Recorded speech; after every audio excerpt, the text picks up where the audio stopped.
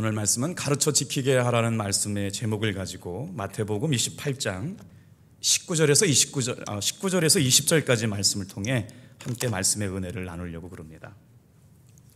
오늘 본문 말씀은 예수님의 유언장입니다. 예수님께서 마지막에 들려주신 말씀이거든요. 그러면서 무엇을 가르쳐 지키게 하셨을까요? 예수님께서는 모든 민족을 제자로 삼아 아버지와 아들과 성령의 이름으로 세례를 주고 또 내가 너희에게 분부한 모든 것을 가르쳐 지키게 하라 라는 말씀으로 제자들에게 유언하시고 승천하시게 되죠. 이 말씀을 통해서 또 어떻게 하면 우리 교회 학교 중고등부 학생들 또 청년에 이르기까지 말씀을 통해 가르쳐 지키게 할 수 있을까 생각해 보려고 합니다.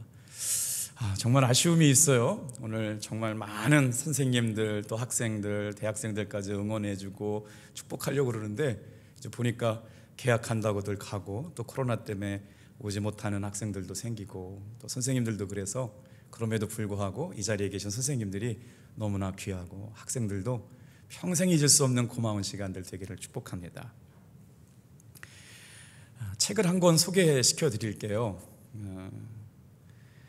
13세에 완성되는 유대인의 자녀교육, 그래서 무엇을 가르쳐 지키게 할까를 좀 재밌고 은혜롭게 나누고 싶어서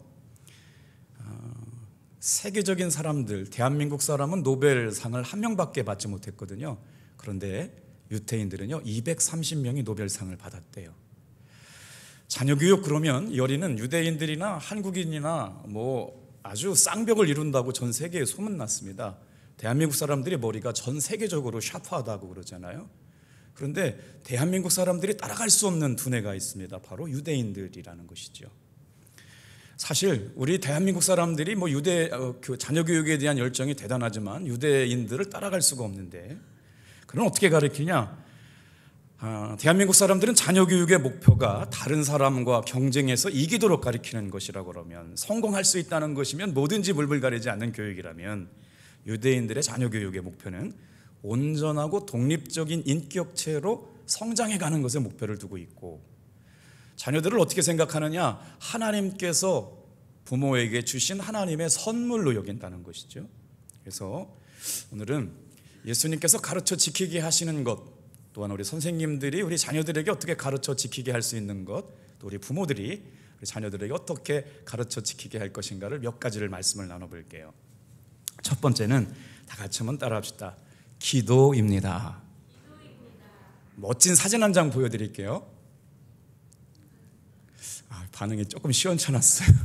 좀 좋아해 주실 줄 알았는데, 이삭이 아니고 하늘이 죄송해요. 이제 목사 안수 받을 분한테 이삭이 그러고 그러니까 전사님이 뒤에서 머리를 찌긋찌긋 싸매고 있어요. 그래요. 미안합니다. 네. 하늘이 사진이 있었으면 좋을 텐데 또 하늘에게 또 인격이 있고 또 미래가 걱정되기도 하고 그래가지고 인터넷에 노출된 사진을 가져왔는데, 자, 우리 자녀들에게 무엇을 가르쳐 줄까요? 기도입니다.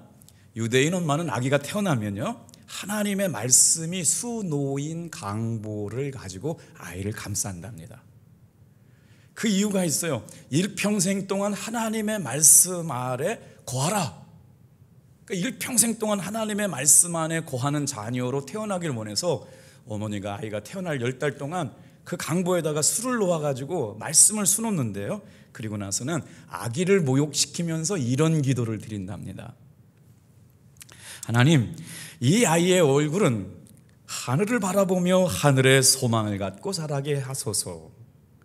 이 아이의 입에서 나오는 모든 말은 축복의 말이 되게 하소서. 우리 아이의 손을 닦아주면서 기도하는 거예요. 이제 입을 닦아줄 때, 얼굴을 닦아줄 때, 손을 닦아줄 때 이렇게 어머니가 기도를 한대요. 이 아이 손은 기도하는 손이요 사람을 칭찬하는 손이 되게 하소서. 발바닥을 닦아주면서 이 아이의 발을 통해 온 민족이 먹고 살게 하소서. 머리를 감겨주면서 어머니가 기도합니다. 이 아이 머릿속에는 지혜와 지식이 가득하게 하소서. 가슴을 씻어주면서는 우리 아이의 가슴에는 나라와 민족을 사랑하는 마음을 부어주소서. 5대 양 6대 주를 품고 살게 하여 주옵소서. 배를 씻어주시면서는 우리 아이의 오장육부를 건강하게 하시고 튼튼하게 자라게 하소서. 다음에 성기를 씻어주면서는 뭐라고 얘기하느냐? 우리 아이가 결혼하는 날까지 순결을 지켜 하나님이 원하시는 가정을 지키게 하옵소서. 엉덩이를 씻어주면서는 교만하지 않고 겸손한 자리에 앉게 하소서. 등을 씻어주면서는 부모를 의지 않고 보이지 아니하시는 하나님을 의지하며 살게 하소서.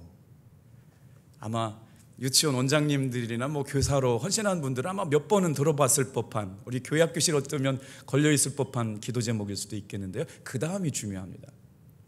유대인들은 왜 이런 기도 훈련을 아이가 태어나면서부터 말씀이 쌓여져 있는 강보를 가지고 아이를 감싸 안았을 뿐만 아니라 목욕을 시켜주면서 엄마와 눈 맞춤을 통해 수백 번 이상이나 이런 기도를 받고 자라게 되죠. 이걸 그래서 실제적으로 미국의 심리학자들이 연구를 하고 교육심리학자들이 연구를 했는데, 왜 그렇게 탁월한 유대인들이 길러지느냐라고 하는 걸 밝혀냈는데 이런 이유랍니다. 보통 어린아이가 4살이 되면 구사할 수 있는 단어 개수가 몇 개냐? 일반적인 아이들은 800개에서 900개의 단어를 구사할 수가 있대요. 그런데 어머니가 눈 맞춤을 하고 매일같이 목욕을 하면서 이런 기도를, 한번 물어보세요. 하늘이가 하루에 목욕 몇 번 할까요? 저도 아이들 3번 키워봤지만 아침에도 한 번 할 때 있고, 똥 싸면 또 해야 되고, 저녁에는 반드시 또 해야 되니까 그때마다 어머니들이 기도를 하는데 몇 살 때까지 기도를 해요? 이제는 목욕이 필요 없을 때까지 기도하면서 대략 유대인들 아이는 4살이 되면 1500개 단어를 구사할 수 있게 된다는 거예요. 그러니까 출발부터가 달라요. 800개 단어, 900개 단어밖에 모르는 아이들하고 어머니가 태어나자마자 말씀의 강보에 쌓여서 이렇게 목욕할 때마다 기도해 주는 아이는 4살이 되면요 1500개 단어를 구사할 수 있는 탁월함을 지니고 있는 아이가 된다는 것이죠. 자, 아이가 자라서 4살이 되면 엄마는 그때부터 기도를 가르칩니다. 기도를 통해서 우리는 하나님과 만날 수 있다. 그리고 다른 사람에 대한 삶의 자세와 태도, 마땅히 해야 될 일은 무엇인지를 정확하게 알 수 있다고 탈무드를 가리키면서 기도하게 되죠. 그래서 기도를 유대인들은 뭐라고 가리키느냐? 꿈이 이루어지는 신비한 능력이 있는 것, 꿈이 현실화되는 놀라운 힘을 갖고 있는 것. 그래서 유대인들은 정말 태어나면서부터 어머니를 통해서 기도를 배우는 일들이 일상이 되게 되는 것이죠. 그런데 유대인들의 모든 삶의 성취는 기도에 있다고 가르치고, 아침에 일어나서 처음 눈을 뜨면 이렇게 기도한답니다. 엄마가, 하나님께서는 내 영혼을 허락하셨습니다. 감사합니다. 그러니까 일어나면서부터 영혼을 주신 분이 누구냐? 하나님이시고, 그리고 하루를 살아갈 수 있는 것이 바로 하나님의 은혜라고 하는 것이죠. 그래서 랍비 호시는 이런 말을 했어요. 어머니란 자녀에게 육체적인 생명만 주는 것이 아니라, 다 같이 한번 따라합시다. 영적인 신앙도 심어주어야 하는 사명이 있는 사람이다. 오늘 우리는 예수님의 유언장을 붙들고 어떻게 자녀들에게 가르쳐 지키게 할까라고 하는 말씀을 묵상하고 있거든요. 아마 모르긴 몰라도 우리 교회학교 어린이들이 처음 교회에서 만난 선생님을 사랑하고, 또 중고등부에 만났던 전도사님을 짝사랑하게 되고, 또 청년부에 만났던 목사님을 정말 남편감으로 기대하고 기도하는 사람들 생겨날 거예요. 저도 그랬거든요.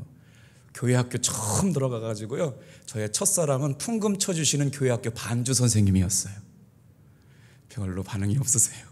정말 세상에서 가장 아름다운, 우리 어머니 빼고 2번째로 아름다운 여인을 만나겠는데, 교회학교에서 반주해 주시는 처녀 선생님이 그렇게 예뻤는지 모르겠어요. 대단히 예뻤어요. 근데 지금 보니까 별로 이쁘진 않더라고요.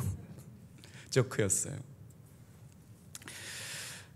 애비된 심정으로 우리 아이들을 품고 기도하고 말씀으로 양육해 줄 때 우리 아이들이 하나님이 기뻐하시는 자녀들로 성장하게 될 줄로 믿습니다. 자, 그 다음은요, 우리 한번 신명기 8장 3절 말씀이요. 무엇을 가르쳐 지키게 할까? 다 같이 한번 따라해 주세요. 말씀 암송입니다. 태어나면서부터 기도로 양육하자. 그 다음에 무엇을 가르쳐 지키게 할까? 유대인들은요, 탁월함과 총명함이 어디서부터 시작되느냐? 바로 말씀 암송이라는 거예요. 말씀 본문 읽을게요. 시작. 너를 낮추시며 너를 줄이게 하시며 또 너도 알지 못하며 내 조상들도 알지 못하던 만나를 내게 먹이신 것은 사람이 떡으로만 사는 것이 아니요 여호와의 입에서 나오는 모든 말씀으로 사는 줄을 내가 알게 하려 하심이라. 유대인들의 탁월함, 이 책을 읽다 보니까 이렇게 지식을 하나 또 깨달은 게 하나 있는데, 유대인들이 세계 경제를 흐름을 주름잡고 있는 이유가 있대요. 귀족들은 돈을 만지는 걸요 천하게 여겼대요. 그래가지고 돈 만지는 건 누구한테 맡겼냐면 셈이 빠른 유대인들에게 맡겼다는 거예요.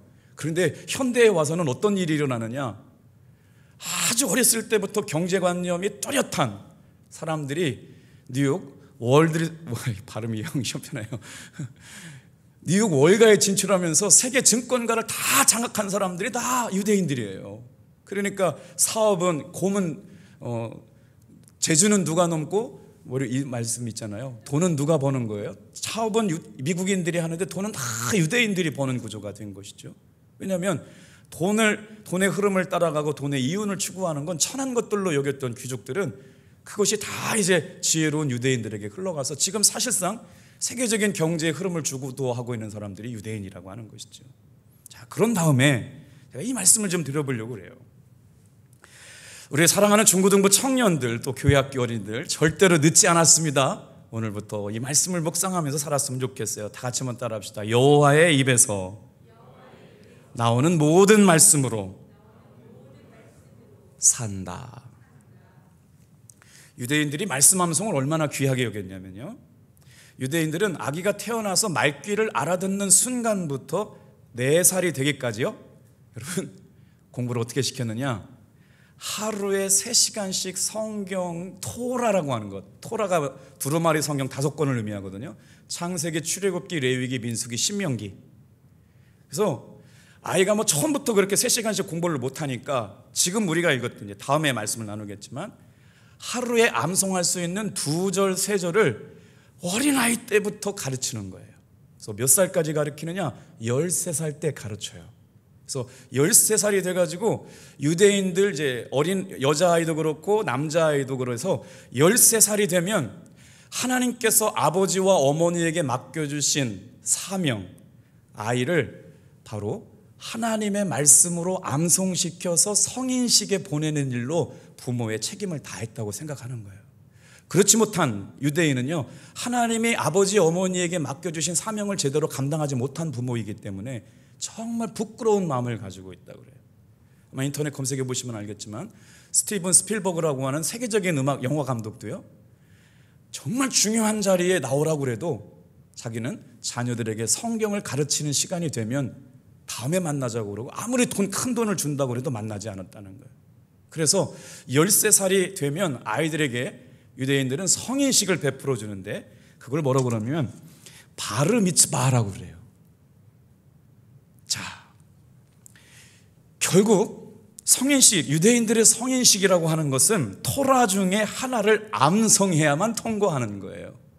자, 이렇게 뭔가를 뒤집어 쓰고 있는 분이 랍비죠. 아마 이쪽 여러분 보시기에 오른편에 있는 분이 아버지일 거예요. 그러니까 유대인들이 자녀를 길러서 13살이 되면 성인식을 갖게 되는데 유대인들에게 가장 중요한 교육은 가정교육입니다. 근데 그 가정교육이 끝나는 성인식의 방점은 뭐냐면 하나님의 말씀을 창세기, 출애굽기, 레위기, 민수기, 신명기 가운데 한 권의 책을 암송할 수 있어야만 성인식이 끝나게 되는 거예요. 자, 그런데 그냥 우리는 유대인들이 머리가 좋다라고만 생각을 했잖아요. 또 추적해서 연구하기 시작했어요. 우리가 공부할 때 늘 불평하고 원망했던 거 뭐냐면 한국의 주입식 교육, 암송하는 교육이 잘못됐다. 새로운 교육 이론이 발표했거든요. 아이의 창조적인 지능을 개발할 수 있는 가장 좋은 교육은 여러분 암기 교육이랍니다. 그러니까 저도 어렸을 때 교회학교 가면 성탄절 때 교회학교 다닌다는 애들은 누가복음 2장은 다 암송했어요. 점점 시대가 바빠지고 분주해지다 보니까 말씀 암송이 잊어버려졌지만요, 세계적인 탁월함이 길러지는 그곳은 어디였냐면 하나님의 말씀을 암송하는 이들이 세계적인 리더로 쓰임받게 될 줄로 믿습니다. 그래서 우리 교회학교 선생님들도 한번 여기서 착안을 해서 프로그램도 한번 개발했으면 좋겠어요. 여름 행사 때라든가 어떤 때를 통해서 암송, 하나님의 말씀을 암송하는 것이 창의성의 산실이 된다라고 하는 현대 교육 이론들이 등장하고 있거든요. 그래서 하나님의 말씀을 암송할 때 우리 어린 자녀들의 뇌에서 언어, 구사 능력과 창의성이 길러진다는 것이 현재 교육 이론을 이야기하고 있는 놀라운 분들의 이야기예요. 그래서 바로 세계적인 인물로 성장하게 가는 유대인들의 창의성이 바로 하나님의 말씀인 창세기, 출애굽기, 레위기, 민수기, 신명기 말씀 토라를 암송하는 것이 끝나게 되는 것이 성인식이라고 그러거든요. 자, 오늘 우리는 기도하는 어른들, 기성세대가 다음 세대를 위해서 기도하고 준비한 귀한 비전장학금을 전달하는 날이고 의미가 복된 날이잖아요. 자, 그래서 한 가지 가르쳐 지키게 할 것이 먼저 기도였고 말씀 암송이라면 다음은 이 말씀을 좀 나누고 싶어요. 다 같이 한번 따라해 주시겠어요? 가정 안에서 아버지는 가정의 제사장입니다.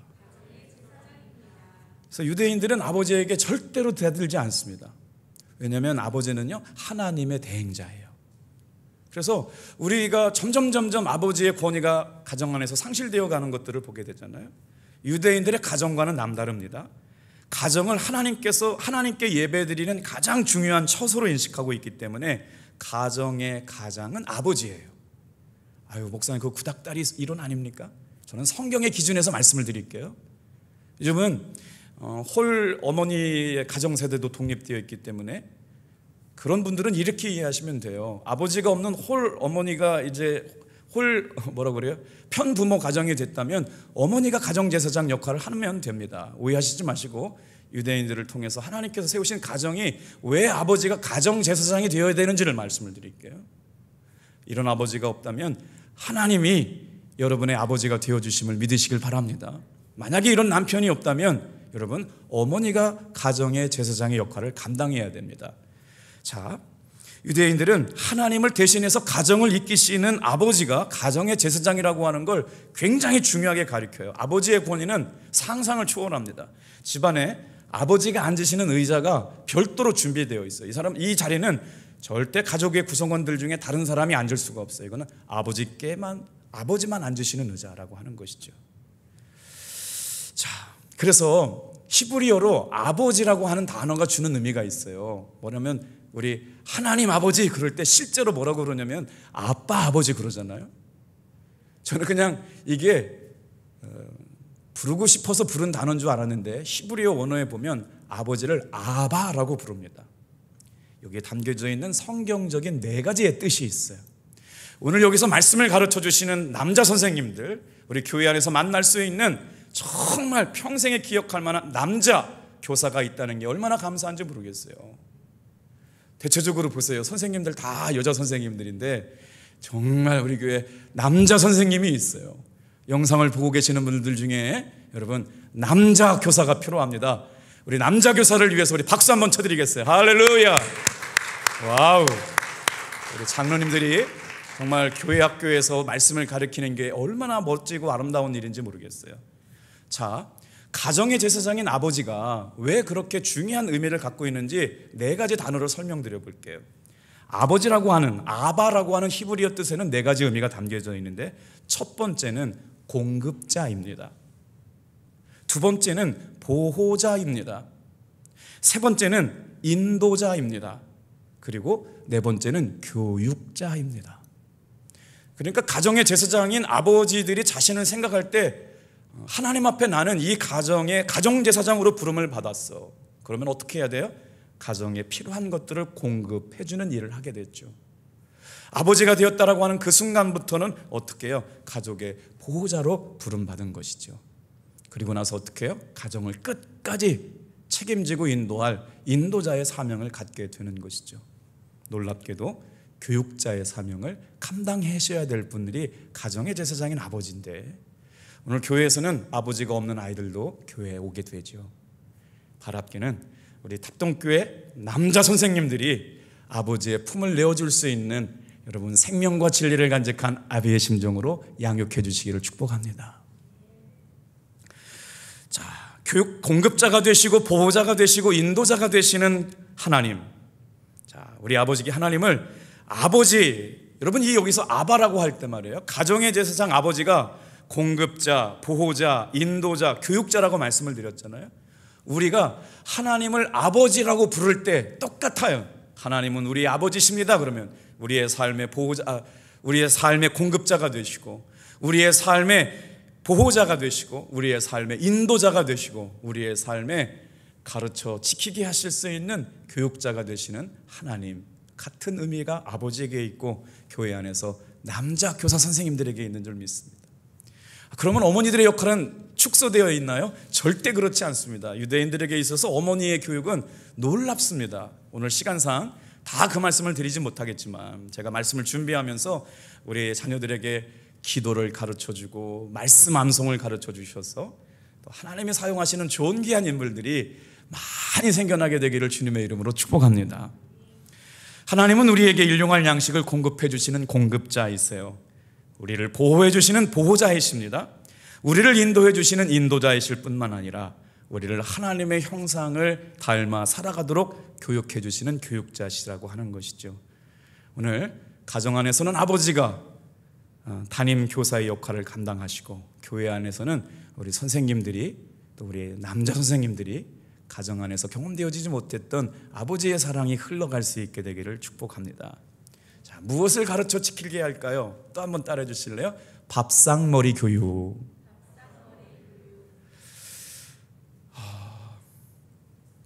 아마 교육학을 전공하셨거나 유치원에 근무하신 분들 중에 좀 관심을 갖는 분들은 아마 읽어보실 법한데, 히브리인들의 자녀 교육이 워낙 탁월하다 보니까 그 밥상머리 교육에서 가져와서 교육 이론을 만들었는데, 이걸 뭐라고 그러냐면 하브르타 그럽니다. 저도 학교 다닐 때는 하브르타, 쉐마는 들었습니다만 하브르타는 듣지 못했어요. 근데 최근에 와서 하브르타라고 하는 교육 이론이 이제 한국식 하브르타 교육에서 자녀 교육에 대한 논문들이라든가 책들이 많이 나오고 있거든요. 그러니까 말이 어려워서 그런데 우리말로 얘기하면 밥상머리 교육인 거예요. 그래서 유대인들은 그러면 하나님의 자녀들은 밥상머리에서 뭘 했길래 그렇게 탁월함이 길러졌느냐. 자, 볼까요? 유대인들이 그 밥상머리 교육 안에서 자녀들을 교육하는 세 가지 비법이 있어서 가져와 봤어요. 첫 번째, 아이가 질문을 하면 질문으로 대답을 해라. 두 번째, 당연하고 근본적인 것을 질문하고 근본적인 질문을 자주 해라. 세 번째, 부모의 일과 고민을 자녀들에게 자세히 말해줘라. 옛날에 저희 어머니가 이렇게 생선을 구워 오시면 자녀들이 많다 보니까 저녁 밥상에 차려지면 한 번 이렇게 조개를 구워도 7개, 아버지, 어머니, 할머니까지면 10개를 구우셔야 되는데 매번마다 이렇게 자녀들까지 10개를 굽다 보면 이제 머리만 남게 될 때가 있잖아요. 그래서 철없는 막내는 막 맛있게 재배만 채우고 막 먹게 되면 이제 형제들도 다 남게 되면 머리만 남게 되는데, 막내야 걱정하지 마라, 엄마는 머리를 좋아한단다. 나는 정말 우리 어머니는 머리를 좋아하시는 줄 알았어요. 여러분, 부모님의 일과 고민을 자세히 말해주지 않으면 자녀들도 부모님의 삶의 어려움을 이해하지 못하지만 그들도 같이 기도하면서 자녀들의 마음속에 부모님들을 위해서 소통하고 기도할 수 있는 고민도 함께 나누어 줘라. 이게 바로 유대인들의 밥상머리 교육 세 가지. 아이들이 질문하면 질문으로 대답하고, 당연하고 근본적인 질문을 자주 하고, 부모의 일과 고민에 대해서도 자세히 나누어 줄 수 있도록 해라. 밥상머리 교육이 시작되는 곳이 어딜까요? 밥상입니다. 밥상 안에 둘러앉은 사람을 식구라고 그러죠. 누가 식구예요? 밥을 함께 먹는 사람을 식구라고 그럽니다. 예수님 안에서 저와 여러분은 식구가 된 줄로 믿으세요? 옛날에는 식구가 맞았는데 요즘은 식구가 아니에요. 밥을 못 먹은 지가 이제 3년째 되었는데 그래도 식구는 식구죠. 예수님 안에서 우리는 한 가족이 된 줄로 믿습니다.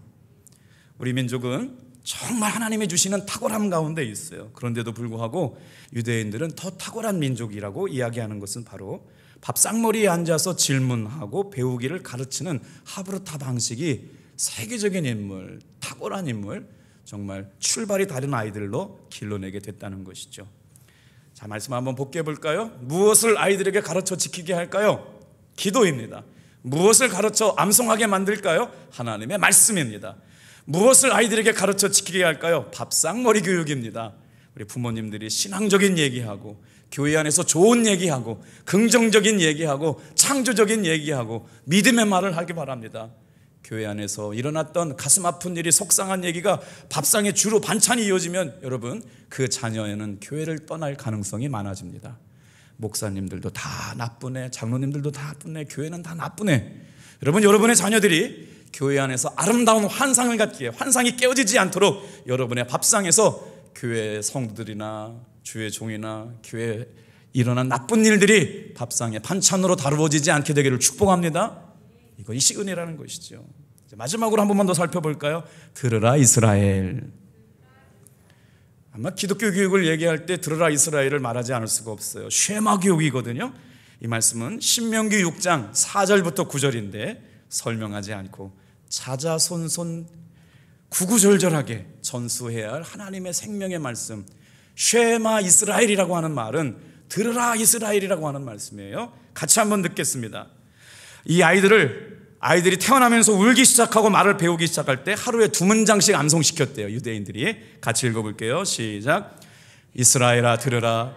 우리 하나님 여호와는 오직 유일한 여호와시니 너는 마음을 다하고 뜻을 다하고 힘을 다하여 내 하나님 여호와를 사랑하라. 오늘 내가 내게 명하는 이 말씀을 너는 마음에 새기고 내 자녀에게 부지런히 가르치며 집에 앉아 있을 때나 길을 갔든지 누워 있을 때든지 일어날 때든지 이 말씀을 강론할 것이며 너는 또 그것을 내 손목에 매어 기호를 삼으며 내 미간에 붙여 표로 삼고 내 집 문설주와 바깥문에 기록할지니라. 아멘. 이게 바로 쉐마 이스라엘이에요. 자, 이제 말씀을 마치려고 그러는데 이렇게 부모로서 하나님 앞에 맡은 사명, 자녀가 13살이 될 동안 토라를 암송시키는 일들이 끝나고 나면 성인식을 치러주는데, 아까 성인식 사진 거기서 한 번만 띄워주실래요? 바르미츠바라고 하는 성인식이 될 때 참 배울 게 많더라고요. 말씀 분배하다가 보니까 부모님, 아버지, 어머니가 성인식이 되는 자녀들, 13살이 되는 자녀들에게 꼭 주는 선물 3가지가 있대요. 첫 번째 선물은 바로 뭐냐? 성경책입니다. 두 번째 선물은 뭐냐? 손목시계를 주고요. 세 번째 선물은 축의금을 준다는 거예요. 오늘 성인식은 아니지만 우리 상급학교 진학하는 우리 중고등부 대학생들에게 교회에서 작은 선물을 준비했는데, 유태인들은요 축의금을 얼마를 주느냐면요, 수천 달러에서 수만 달러를 주는 거예요. 수천 달러 그러면 수백만 원이고 수만 달러 그러면 수천만 원이 되는 거거든요. 그러니까 출발이 달라요. 13살이 되면 벌써 통장 안에 가족들로부터, 가문으로부터 신앙의 유산을 물려받은 13살의 아이들은 정기예금이나 주식에 투자해가지고 그 아이들이 사회에서 발 디딜 때는 벌써 한 통장에 1억 정도를 가지고 경쟁하게 되니까 얼마나 더 많은 준비를 하게 되었을까요? 이제 주님의 말씀으로 돌아갑니다. 본문 말씀 같이 읽어볼게요. 19절 20절 시작. 그러므로 너희는 가서 모든 족속으로 제자를 삼아 아버지와 아들과 성령의 이름으로 세례를 베풀고 내가 너희에게 분부한 모든 것을 가르쳐 지키게 하라. 내가 세상 끝날까지 너희와 항상 함께 있으리라. 누가 이 귀한 사명을 감당할 수 있을까요? 하나님께서 우리 선생님들에게 이 귀한 사명을 맡겨주셨습니다. 이 일로 인하여 우리 교회가 말씀과 기도로 거룩해져가고 다음 세대를 하나님 앞에 존귀하게 세워질 수 있는 귀한 교회 되기를 축복합니다.